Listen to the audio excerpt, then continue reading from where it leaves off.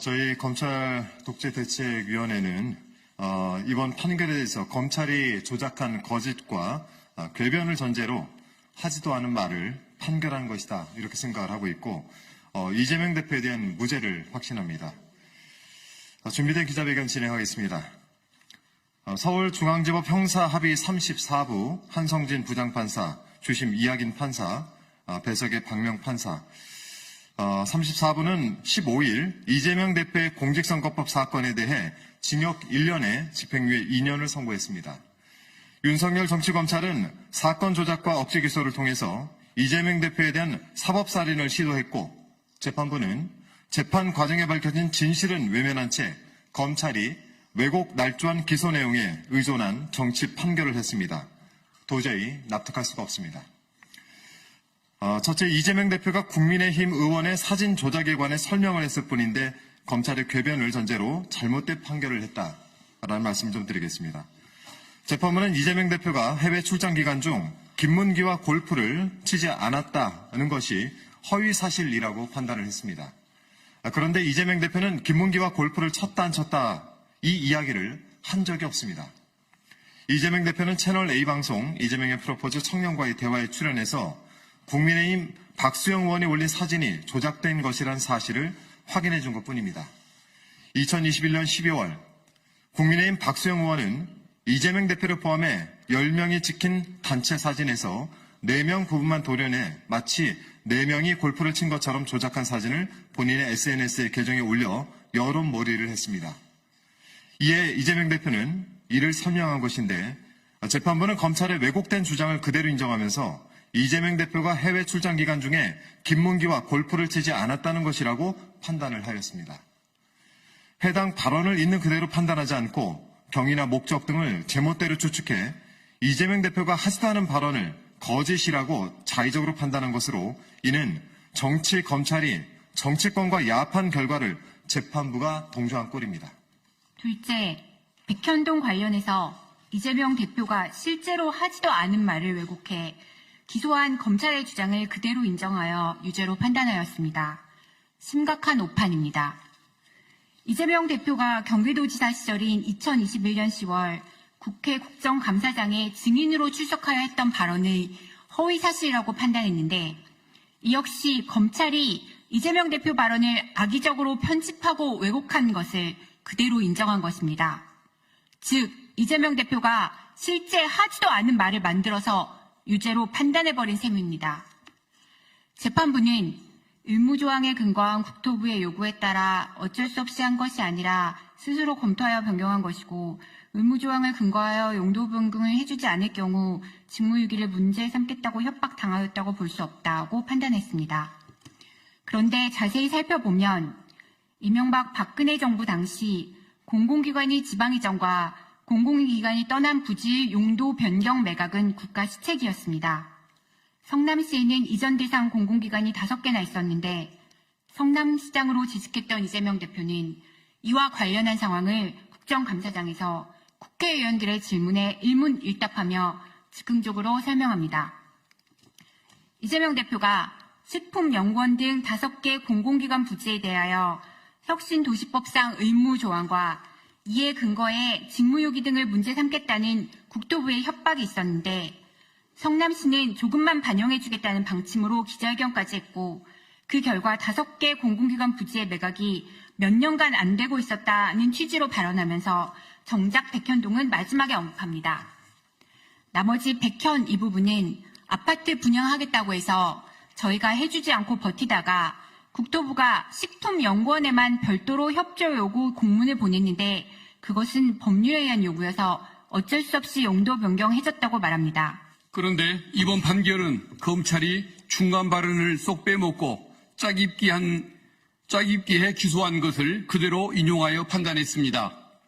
이재명 대표가 말한 내용 전체를 대상으로 판단해야 함에도 앞부분에 언급한 의무조항, 맨 마지막에 용도 변경해줬다만 엮어서 의미가 완전히 달라진 발언이 허위라고 우긴 셈입니다. 당시 국정감사 발언 전체를 제대로 읽어보면 쉽게 파악할 수 있는 부분입니다. 해당 회의록을 검찰독재대책위원회 유튜브 채널에 올려놓았으니 직접 눈으로 확인해 보시기 바랍니다. 그리고 당시 2013년 3월 22일 SBS 방송을 보더라도 당시 지방으로 본사를 옮기는 공기업이 가장 밀집해 있는 곳이 바로 성남 지역인데 성남시는 공기업이 이전하는 자리에 대기업 본사나 연구개발센터를 유치한다는 계획이었다. 하지만 당시 박근혜 정부는 성남시의 이런 입장을 크게 고려하지 않는다고 보도한 바 있습니다. 당시 분위기와 함께 되려 브로커가 개입할 것을 우려했던 상황도 엿볼 수 있습니다. 이렇듯 중앙부처와 성남시 사이에는 공공기관 이전을 둘러싸고 갈등이 심했었습니다. 이재명 당시 성남시장은 성남시의 베드타운화를 막고 자족도시로 만들고자 많은 노력을 하였습니다. 이에 성남시는 공공기관이 이전한 부지도 주거용이 아닌 업무용이나 상업용지로 활용할 계획을 가지고 있었으나 국토부와 식품연구원은 주거용으로 강력히 요구하고 있어 갈등이 발생하였던 것입니다. 국책사업이라 협조를 전혀 안 할 수가 없어 성남시에 조금이나마 도움이 되는 방향을 모색 부득이하게 준주거지역으로 절충하게 된 것입니다. 이런 상황은 여러 객관적 자료에서 확인되며 이재명 대표가 2021년 국정감사에서 했던 발언과도 일치합니다. 셋째, 당시 정부가 성남시를 압박한 것은 명백한 사실이고 주관적 판단은 공직선거법으로 처벌할 수 없습니다. 이재명 대표의 협박을 해서라는 말은 국토부가 성남시를 압박했던 그 당시의 분위기를 표현한 것입니다. 국토교통부가 협조 요청 공문을 수차례 보냈었고 백현동 식품연구원 부지를 특정해 보낸 공문도 3회나 있었습니다.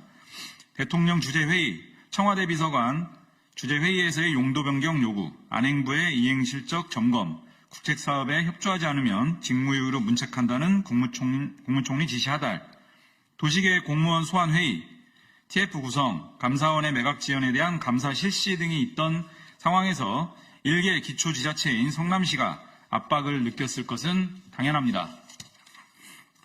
그런데도 이번 판결은 검찰의 입맛에 맞는 일부 내용만을 가지고 협박을 당하였다고 볼 수 없다라고 판단했습니다.